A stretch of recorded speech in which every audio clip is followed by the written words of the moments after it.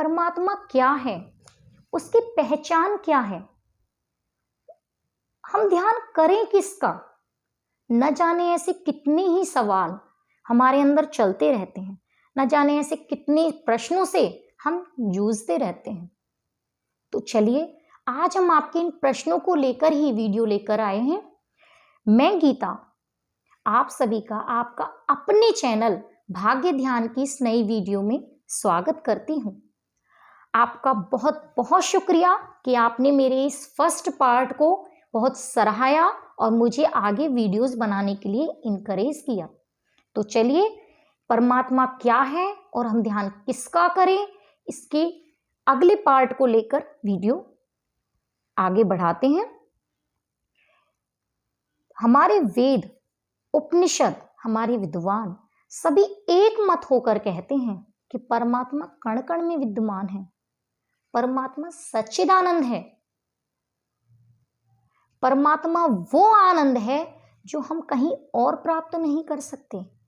हम इस भौतिक जगत में कितनी भी संतुष्टि के साधन पालें, लेकिन हम फिर भी संतुष्ट नहीं हो सकते। वो संतुष्टि, वो आनंद बिल्कुल अलग ही है। जिसने उस आनंद को पा लिया वो इस भौतिक जगत की किसी चीज के लिए इच्छा ही रखना बंद कर देगा, वो वहीं संतुष्ट हो जाएगा। परमात्मा है कौन, उसके क्या गुण हैं, उसकी पहचान क्या है? तो चलिए परमात्मा के आज हम उन 18 गुणों के बारे में आपको बताएंगे जिससे आप जान सकते हैं कि परमात्मा क्या है, हम ध्यान किसका करें। सत अर्थात एक जैसा, जो कभी भी ना बदले, चाहे कैसे भी परिस्थितियां आए वो हमेशा एक जैसा रहे। चित अर्थात ज्ञानवान, उसके ज्ञान की प्रमाणिकता की बहुत उदाहरण है। उसके ज्ञान की उपमा किसी और से की ही नहीं जा सकती। हमारे आकाश गंगाएं, हमारी धरती, चांद, सूर्य, तारे, ब्रह्मांड, ये सभी उसके ज्ञान की प्रमाणिकता है। पृथ्वी सूर्य का चक्कर कैसे लगा रही है, चंद्रमा पृथ्वी का चक्कर कैसे लगा रहा है, इसको नियम से चला कौन रहा है? परमात्मा। कोई विज्ञान तो इसको चला ही नहीं रहा। इसको कौन चला रहा है? कोई इंसान तो चला ही नहीं रहा, फिर कौन चला रहा है? परमात्मा। सबसे अनोखी रचना, उसके ज्ञान की सबसे बड़ी प्रमाणिकता मानव रचना। जीवधारियों की बनावट को देखिए, उसके हाथ, पैर, आंखें, हर अंग सही जगह पर सही इस्तेमाल के लिए किसने लगाए, किसने बनाए? उस परमात्मा ने। तो उसके ज्ञान की तो उपमा हो ही नहीं सकती। हजारों लाखों उदाहरण है उसके ज्ञान के। उसके अंदर वो ज्ञान है जो किसी और के अंदर नहीं।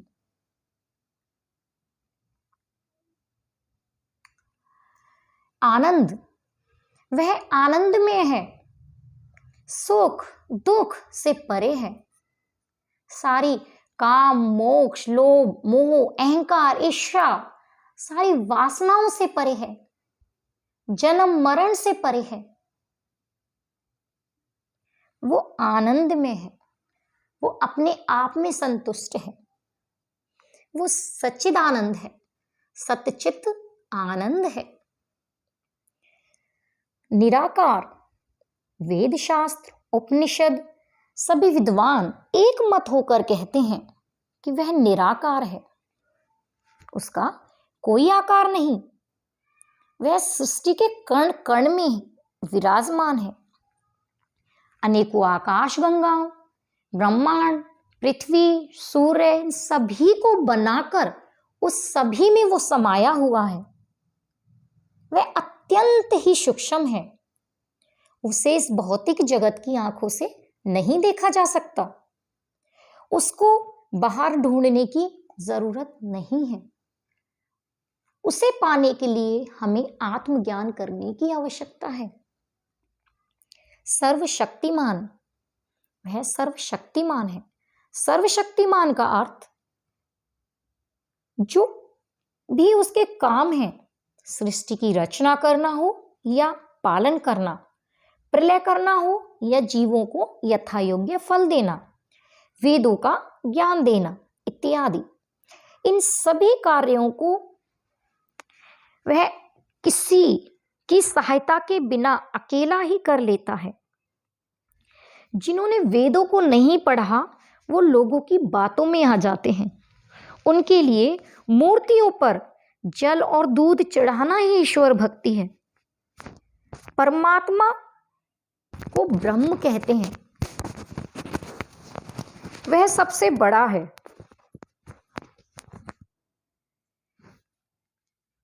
रक्षा करने वाला ओम कहलाता है। प्रजापति सबका पालक है। दुष्टों को दंड देने वाला रुद्र है। अणु अणु में रहने वाला विष्णु है। कल्याणकारी शिव है। अनेक प्रकार का जगत बनाने वाला विराट अनंत ऐश्वर्य ईश्वर है। सबको धनवान करने वाला कुबेर है। सबका हितकारी कर्म फल देने वाला शनिश्चर है। बुद्धि देने वाला बुध है। अति पवित्र शुक्र है। अति बड़ा बृहस्पति है। शीतलता देने वाला चंद्रमा है और सूर्य रूपी प्रकाश देने वाला प्रकाशक है। इन सभी में समाकर वह सर्वशक्तिशाली इस सृष्टि को चला रहा है।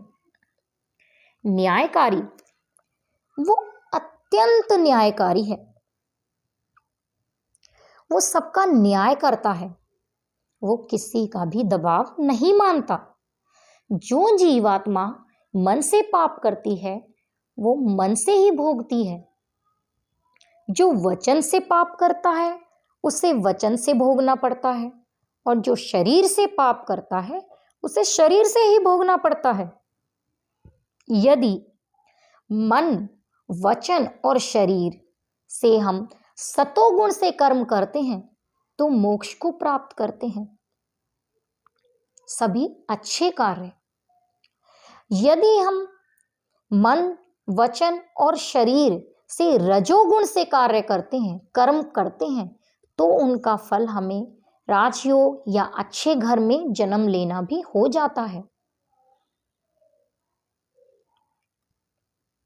परंतु यदि हम इन सब के साथ तमोगुण से कर्म करते हैं तो हमें शूद्र घर में भी जन्म लेना पड़ जाता है और जीवन की सच्चाइयों को बड़ी गहराई से देखना पड़ता है, कष्टों को देखना पड़ता है, और न जाने अगले कितने जन्मों तक उन परेशानियों को, उन दुखों को झेलना पड़ता है। वह बहुत दयालु है। हर प्राणी के साथ दयालुता बना के रखता है। अब आप ये कहेंगे कि न्यायकारी भी और दयालुता भी ये एक साथ कैसे संभव है? संभव है, तभी तो वो परमात्मा है। एक कुम्हार जब अपने घड़े को बनाता है तो बाहर से घड़े पर थपकी मारते समय अंदर भी हाथ लगाता है ताकि वो घड़ा फूट ना जाए। एक शिक्षक अपने शिष्य को धमकाते समय, थोड़ी सी क्रूरता दिखाते समय अंदर से दयालुता बना के रखता है। वो अपनी दयालुता को नहीं मारता, वो उस क्रूरता को थोड़े समय के लिए इसलिए दिखाता है ताकि उसका शिष्य आगे के लिए अच्छे कर्म कर सके, एक अच्छा इंसान बन सके। तभी तो माता पिता और शिक्षक को भगवान की पदवी दी गई है। माँ बाप गुरु, यहां से होती है विद्या शुरू। जो इन तीनों को धुतकारे वो फिरते मारे मारे। तो शिक्षक को जैसे परमात्मा भगवान भी कहा गया है, माँ बाप को भी भगवान कहा गया, तो ऐसे ही परमात्मा है, न्यायकारी भी है, दयालु भी है। वो अपने अच्छे कर्म करने वालों पर दयालुता दिखाता है और बुरे कर्म करने वालों पर न्याय भी करता है, और न्याय करके उन्हें दंड देकर आगे के लिए अच्छे कर्म कर सकें, वो दयालुता दिखाता है। उन्हें वो सबक देने के लिए न्याय करता है, ना कि उनका बुरा करने के लिए। पवित्रता, उसकी भावनाएं बहुत पवित्र होती हैं। उसका भक्त अच्छा हो या बुरा, वो सबके कर्मों के हिसाब से फल देता है, ना कि उनकी भक्ति के हिसाब से। मंदिर में फल धन चढ़ाने वाला भी उसके लिए उतना ही प्रिय है जितना कि अपने घर में 5 मिनट परमात्मा को सच्ची श्रद्धा के साथ याद करने वाला इंसान, कहीं दान देने वाला इंसान, पशु पक्षियों पर दयालुता दिखाने वाला प्राणी, उसके लिए वो सब बराबर हैं।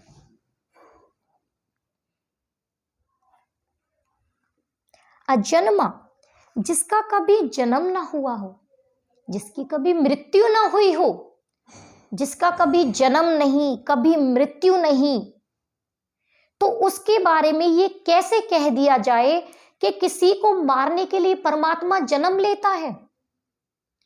हमारे 18 पुराणों में किसी ने कुछ ने ये बताया है कि रावण को मारने के लिए परमात्मा जन्म लेके आए थे धरती पर। जिस परमात्मा ने इतनी आकाश गंगाएं बनाई, सूर्य बनाया, चांद बनाए, तारे बनाए, इस पूरे ब्रह्मांड की रचना की, उस रावण की रचना की, उस राम की रचना की, तो क्या उस रावण को मारने के लिए परमात्मा को धरती पर आकर जन्म लेना होगा? नहीं, परमात्मा कभी जन्म नहीं लेता। ना परमात्मा जन्म लेता है, ना परमात्मा मरता है। जिसका जैसा कर्म है उसके हिसाब से उसको फल मिलता है। वो किसके तरीके से मिले, किसकी राह से मिले, किसके हाथों से किसकी मृत्यु हो, ये पहले से ही लिख दिया जाता है। ये हमारे कर्मों पर निर्भर करता है, ना कि परमात्मा धरती पर उतर के आता है। वो तो हमारे अंदर है, हर किसी के अंदर ऊर्जा के रूप में है, एक आत्मा के रूप में है।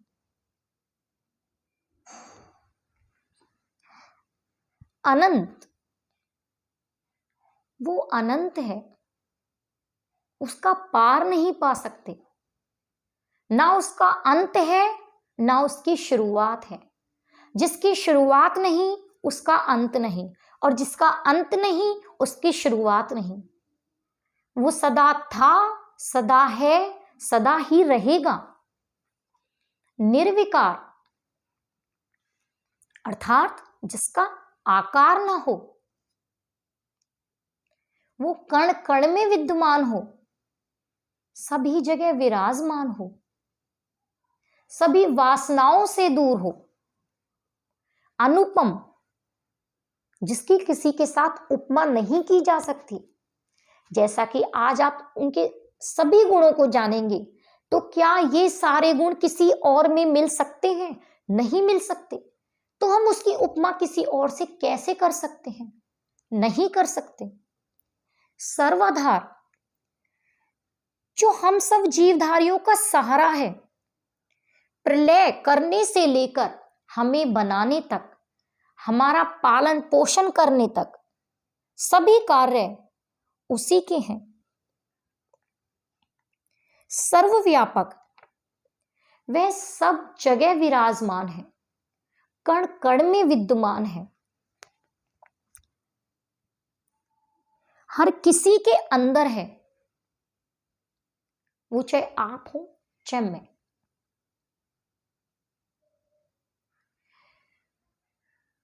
एक बार की बात है कि एक बार एक गुरु थे, उनके बहुत सारे शिष्य थे। वो अपने आश्रम में उनको शिक्षा दे रहे थे। उनकी शिक्षा खत्म हो चुकी थी, ग्रहण करने का जो अवधि थी वो खत्म हो चुकी थी। तो गुरुजी ने सोचा कि इनका इम्तिहान लिया जाए। गुरुजी ने सभी को अलग अलग इम्तिहान दिए। तो अपने 2 शिष्यों को एक इम्तिहान दिया कि ये मिट्टी की चिड़िया हैं। एक एक मिट्टी की चिड़िया बनाकर उन दोनों को दी और कहा कि तुम दोनों इस मिट्टी की चिड़िया को ऐसी जगह ले जाओ और इसकी गर्दन को तोड़कर लाओ जहां कोई ना देख रहा हो तुम्हें, जहां कोई भी ना हो। तुम्हें ऐसा लगना चाहिए कि वहां कोई नहीं है, ऐसी जगह जाकर तोड़ के लाओ। दोनों शिष्य काफी दूर दूर तक जाते रहे। तो एक शिष्य जंगल के एक सुनसान जगह पर जाकर उस चिड़िया की गर्दन को तोड़ देता है और गुरु के पास वापस आ जाता है। वो तो वापस आ जाता है, लेकिन दूसरा शिष्य काफी देर बाद आता है, लेकिन उसकी चिड़िया ज्यों की त्यों होती है। गुरु पूछते हैं कि पुत्र, आपने ऐसा क्यों किया? आप तो चिड़िया की गर्दन तोड़कर ही नहीं लाए। वो बड़े नम्रता के साथ बोला, गुरुजी, आपने कहा था कि चिड़िया की गर्दन वहां तोड़नी है जहां कोई भी ना हो, जहां तुम्हें कोई ना देख रहा हो। गुरुजी ने कहा तो? शिष्य बोला, गुरुजी, आपने जब हमें शिक्षा दी थी तो आपने हमें इस चीज का ज्ञान कराया था कि परमात्मा कण कण में विद्यमान है। वो चाहे कोई वृक्ष हो या कोई ये ब्रह्मांड या हम या आप, मुझे ऐसी कोई भी जगह, ऐसा कोई भी स्थान नहीं मिला जहां मुझे ना लगे कि कोई है ही नहीं। जहां भी जाता मुझे ये लगता कि परमात्मा देख रहा है, चाहे वो किसी भी रूप में देख रहा है, पर परमात्मा मुझे देख रहा है। तो मैं इसकी गर्दन को नहीं तोड़ पाया और मैं आपके पास वापस ले आया। गुरुजी, मुझे माफ कर दीजिए। गुरुजी बहुत प्रसन्न हुए और उसे शाबाशी देने लगे कि शिष्य, आप अपने इम्तिहान में उत्तीर्ण हुए, पास हुए।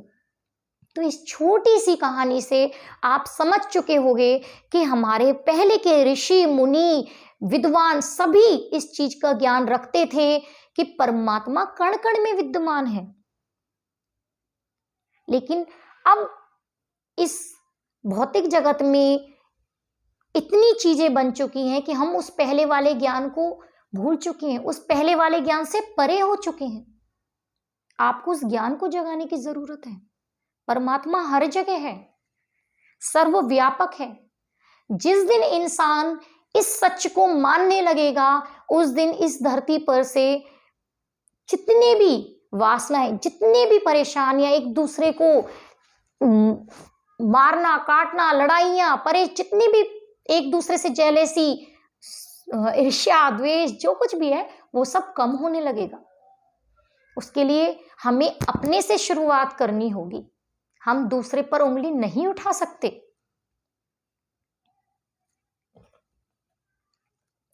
अजर, अमर, अभय, पवित्र, जिसकी मृत्यु नहीं वो अमर ही है, जिसका जन्म नहीं, जिसकी मृत्यु नहीं वो अजर है, अमर है, सदा था, सदा है, सदा रहेगा, वो अनंत है। उसकी पवित्रता की उपमा किसी और से नहीं कर सकते। वो किसी के साथ भेदभाव नहीं करता, वो सभी के लिए एक जैसा है, सबके कर्मों के हिसाब से उनके साथ है। सर्व अंतर्यामी, हमारे मन की बात को जानने वाला। हम सामने वाले से कुछ भी बुरा मन में सोच सकते हैं, सामने वाले को नहीं पता लगेगा, लेकिन हम अपने मन से करे हुए कर्म को भी उससे नहीं छुपा सकते। वो सब कुछ जानता है। लेकिन हम फिर भी ये कहते हैं कि हमने ऐसा क्या बुरा किया जो हम दुख भोग रहे हैं। लेकिन आप मन के साथ किए हुए कर्म को भी मन के साथ ही भोग रहे हैं। जो आप मन से आज संतुष्ट नहीं हैं, उसका कारण वही है कि आपने किसी के बारे में कभी बुरा सोचा होगा। हमें खुद नहीं पता होता, लेकिन परमात्मा सारे हिसाब रखता है। वो हमारे अंदर है, उसे पता है कि हम कब क्या सोच रहे हैं, क्या कर रहे हैं। वो सारा लेखा जोखा रखता है। सृष्टिकर्ता, जैसा कि आप सभी को पता है, इस सृष्टि को बनाने वाला, चलाने वाला, इस ब्रह्मांड को बनाने वाला, हमें बनाने वाला, आकाश गंगा पृथ्वी इन सब को बनाने वाला कौन है? परमात्मा। सबसे अनुपम रचना हम खुद, हमारे हाथ पैर, हमारी आंख नाक, उसकी बराबरी, उसके इस ज्ञान की बराबरी तो हम किसी और से कर ही नहीं सकते। उसके ज्ञान की प्रमाणिकता के लिए, उसकी उस रचना के लिए किसी और रचना की जरूरत ही नहीं है।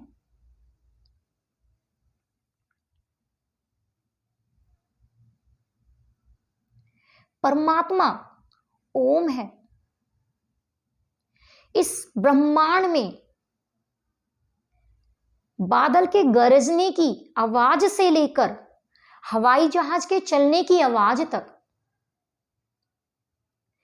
बच्चे के खिलौने की आवाज से लेकर बच्चे के रोने की आवाज तक, हर किसी में ओम है। जब आप परमात्मा का ध्यान करेंगे तो ध्यान करते करते एक दिन आप एक ऐसी गहराई में जाने लगेंगे कि आपको ओम का नाद सुनने लगेगा। जिस दिन आप ओम के नाद को सुनने लगे तो समझ लीजिएगा कि आप परमात्मा के बहुत करीब हैं। परमात्मा को मंदिरों में, मस्जिदों में बाहर ढूंढने की जरूरत नहीं है। परमात्मा धरती पर उतरकर आपको इन भौतिक आंखों से नहीं दिखाई देगा। परमात्मा को पाना है तो आत्मज्ञान कीजिए, अपने अंदर ओम का ध्यान कीजिए, उस परमात्मा का ध्यान कीजिए जो आपके अंदर बैठा हुआ है। जिन महापुरुषों ने कहा अहम ब्रह्म अस्मि, उन्होंने इसलिए नहीं कहा कि वो ब्रह्म बन गए हैं, उन्होंने इसीलिए कहा कि वो इसका ज्ञान कर चुके थे कि उनके अंदर वो परमात्मा है। वो उस ज्ञान को पाकर उस बात को बोले। तो आपको उस ज्ञान को पाना है।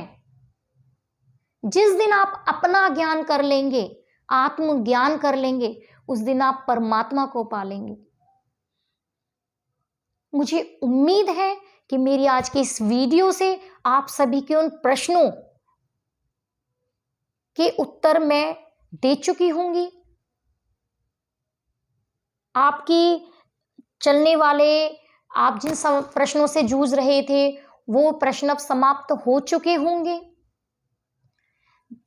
भाग्य ध्यान, जैसा कि मेरे इस चैनल का नाम है, ध्यान पर जो मेरी वीडियोस आती हैं, तो लोगों के प्रश्न हैं कि ध्यान हम किसका करें।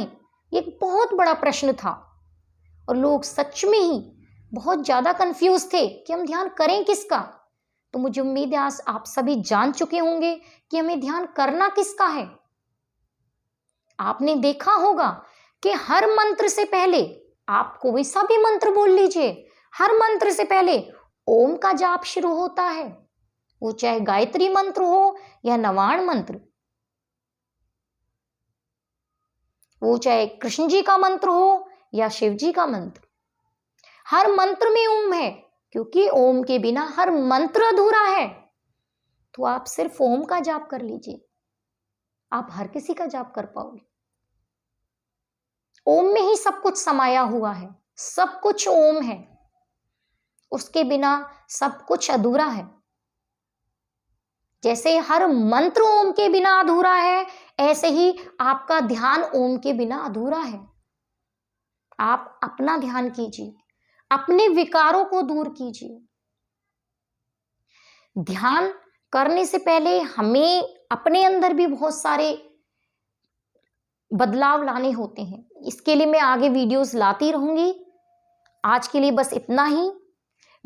अगर आपको मेरी वीडियो अच्छी लगे तो प्लीज चैनल सब्सक्राइब कीजिएगा और ज्यादा से ज्यादा इस वीडियो को शेयर कीजिएगा, ताकि लोग इस वीडियो से अवेयर हो सके और अपने प्रश्नों से जो जूझ रहे हैं उन प्रश्नों से अपने आप को बाहर निकाल सकें और ध्यान को आगे बढ़ा सकें। आज के लिए बस इतना ही। धन्यवाद।